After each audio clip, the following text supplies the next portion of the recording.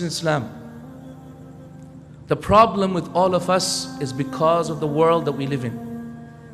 It is because that although we are meant to have the world in our hands, unfortunately it is now in our hearts. The same world that we are meant to control has now entered and crept through our veins directly into our hearts, until it is part and parcel of our hearts. Do you know what the pious predecessors used to say? They used to say that the love of this world and the love of the hereafter are like two scales in the heart of a believer. When one side of the scale becomes heavy, the other side becomes light. And when the other side becomes heavy, the other one becomes light. If you love the hereafter, you will love this dunya less. And if you love this world, you will love the akhirah less.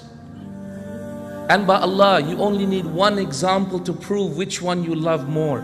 Shall I give you a test which you will all show me exactly how much you love this world? And by Allah, this is the test of Sufyan al-Thawri. Sufyan al-Thawri said, if you want to ask somebody how much they love this world compared to the hereafter, then ask them how much food do they cook when a rich man comes to their house compared to when a poor man comes to their house. Ya salam. Wallahi, this one hit me like a knife in my heart. How truthful was Sufyan al-Thawri. Isn't it true, brothers? How much do you cook when you know someone wealthy is coming? Doesn't matter whether you're going to get food from him, money for him or not. Wealthy, oh my, he must be really wealthy. When, you know what? Wife, cook chicken and rice and meat and fish. Make sure there's 3 or 4 dishes. A poor guy is coming. It's all right, don't have to cook that much. It's one dish is enough. Just one biryani, that's enough. That's enough. How much do we love this world? Every one of us, I'm sure, will answer. Every one of us will surely answer that by Allah, if a rich man comes to our house, we cook more food. Isn't that right? Let's be truthful. I want to see a show of hands.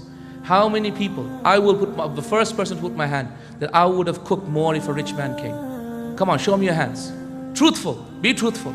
Wallahi, be truthful. Now,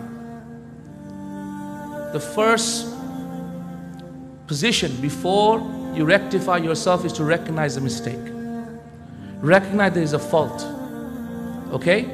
This is 50% of rectifying an error, is to first of all recognize that we're mistaken. That by Allah, unfortunately, we love this dunya too much. We've become too attached to it. We judge people according to it. We value people according to how much they've achieved. And we love this dunya too much to love the hereafter. And this is what is shackling us to this world. My brothers and my sisters in Islam, ask yourself a second question. And that second question is this: how many of you can 100% say Allah is happy with me now? How many of you are sure Allah is happy with you right now? How many of you are sure that you have definitely done a deed for which Allah subhanahu wa ta'ala will never ever punish you? How many of you can do that? I'm telling you, no one can. No one amongst us. If you are sure about this, that you have, you might as well just die. Because that's the best state to be in. Allah is happy with you, just die right now, brother. Ask Allah for death straight away. But by Allah, there is no one amongst us who can guarantee that. My brothers, my sisters in Islam, this question of Allah being happy with us and Allah subhanahu wa ta'ala wanting Jannah for us is a question that must come to every one of our minds. Jazakallah, Jazakallah, Jazakallah.